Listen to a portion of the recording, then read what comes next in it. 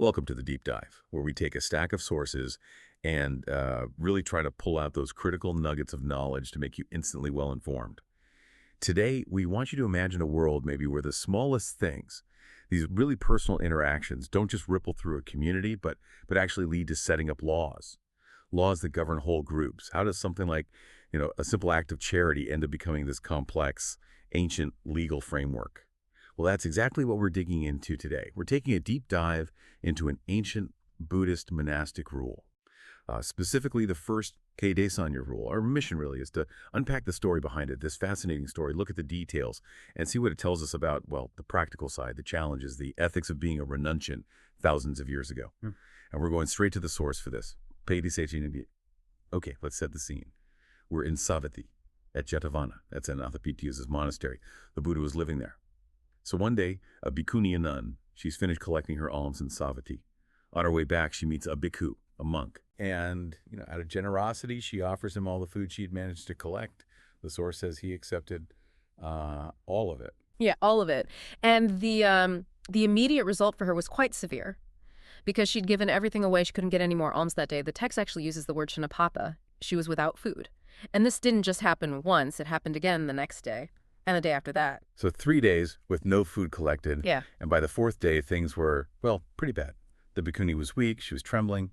And as she's walking down the street, the Ratya, a householder, a Sehigahapati, in his chariot, he nearly runs her over. She manages to get out of the way, but then just collapses right there in the street.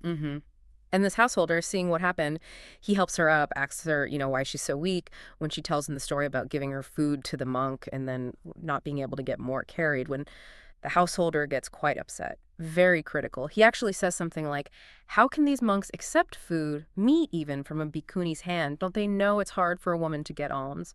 So it really shows this public awareness of the difficulties. Okay, let's pause there. This initial incident, it tells us so much, doesn't it, about the daily grind of monastic life, maybe especially for the nuns, and how might this have looked to people watching? What does it say about the relationship between the monks and nuns and the lay people supporting them? Well, I think that public reaction is key. It shows that monastic conduct wasn't just some internal thing. No, it was tied directly to public trust, public support. The householder's worry wasn't just, oh, this poor nun. It was broader. It was about faith and the whole Sangha potentially being damaged. It shows how much they relied on each other, the monastics and the lay supporters. And for him, it looked like a monk was taking advantage, basically. Unacceptable. And that feeling, that criticism, it didn't just stay with him, did it? No, word got around. Other bhikkhus heard what the householder was saying, his complaints, and they reported it straight to the Buddha. So the Buddha calls in the bhikkhu involved, and the bhikkhu admits it. Yes, he took the food from her. But then comes the really crucial part, right? Yes. The Buddha asks him a specific question. Was this bhikkhuni related to you? And the bhikkhu says, no, she was unrelated. The Pali word is anyatika. And that's the core of the problem for the Buddha. He comes down pretty hard on the bhikkhu, calls him a moggapradisa, a worthless person. Why? For not knowing, not discerning what was okay and what wasn't when taking food from an unrelated bhikkhuni. He points out that this kind of thing shakes the confidence of people who aren't yet followers and even those who already have faith. Right. So it wasn't just about the practical issue of the nun going hungry, as bad as that was. It was about the bigger picture. Trust. The Sangha's reputation.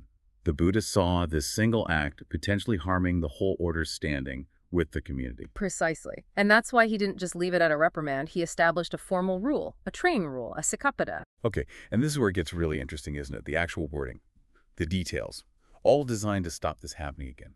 The Buddha laid it out.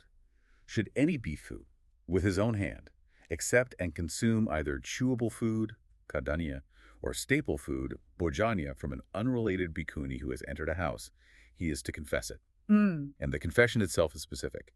I have committed a censurable, improper, and Pāṭidesaniya deed, which I now confess. And the level of detail they went into is quite remarkable, trying to leave no room for doubt. So bhikkhu, okay, that's the monk the rule is for. Unrelated, anyalakya, they define that very clearly. Not related by mother or father, going back 7 generations of grandparents. And bhikkhuni, specifically one ordained in both sanghas, the monks and the nuns. And even house on Taragara, that wasn't just a building, was it?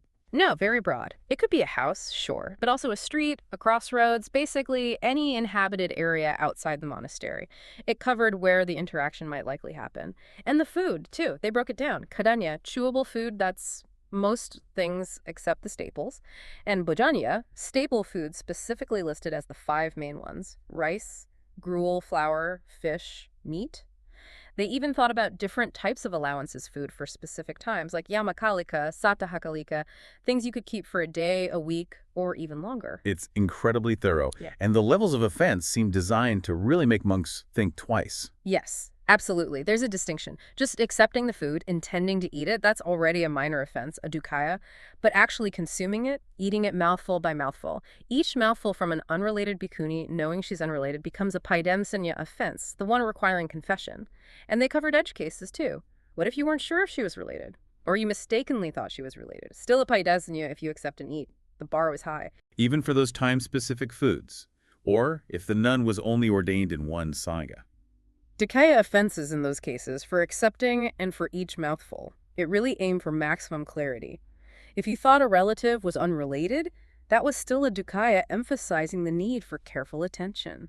Wow. Looking at the big picture here, these aren't just like dusty old rules. Right. They feel intensely practical, right? Mhm. All designed to stop confusion, make sure everyone knew how to act.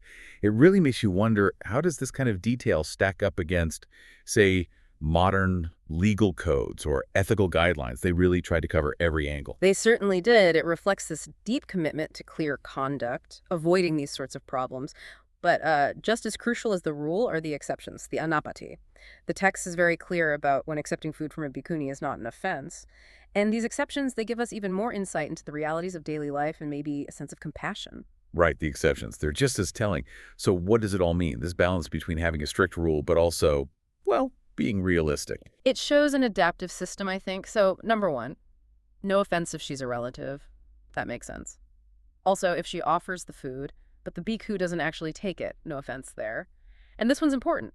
If she puts the food down first and then he picks it up, that's okay. It's the direct hand-to-hand transfer from an unrelated nun in a public space. That's the issue. Ah, so the method of transfer matters. That's subtle. What else? Location matters too. If the exchange happens inside the monastery grounds or in a designated nun's residence, a bhikkhunupasaya, it's fine. Even, interestingly, in the residence of non-Buddhists, maybe acknowledging the complexities of interactions in mixed environments. Okay. And practical things, like on the way back from alms round. Yes. Pakamani during the return is listed as an exception. Or if someone specifically brings food out from the village to the bhikkhu. It covers a lot of scenarios. What about the people involved? Right. There's also no offense for accepting food from a female trainee, a sikamana, or a novice, a samanchari. They aren't fully ordained bhikkhunis yet. And showing compassion, or maybe just practicality, no offense if it's from someone considered insane, umataka. And finally, maybe the most telling exception. No offense for the adikamika, the first offender, the bhikkhu in the original story. Because, well, the rule didn't exist when he did it. That's quite something. So these exceptions really paint a picture of a system trying to be strict, but also fair and workable in the real world, not just blind regulations. Exactly. It wasn't about punishment for its own sake. It was about guiding behavior, setting clear boundaries, but acknowledging reality, relationship, and necessity. So there we have it. We've journeyed from this single, quite upsetting incident, an act of charity that went wrong, to the creation of this incredibly detailed monastic rule. This deep dive into Pāṭidesaniya, it's not just history. It's like a lesson in how communities adapt, how they respond to real-world problems. They saw how even small ethical lapses could have big consequences for trust and support, and they built this framework strict, yes, but also flexible and clear. Yeah, and you get this unique window, really, into how specific events can directly shape laws, ethical codes, even thousands of years ago, and the sheer level of thought given to everyone's well-being and conduct, monks, nuns, lay supporters. It's quite profound. It really is.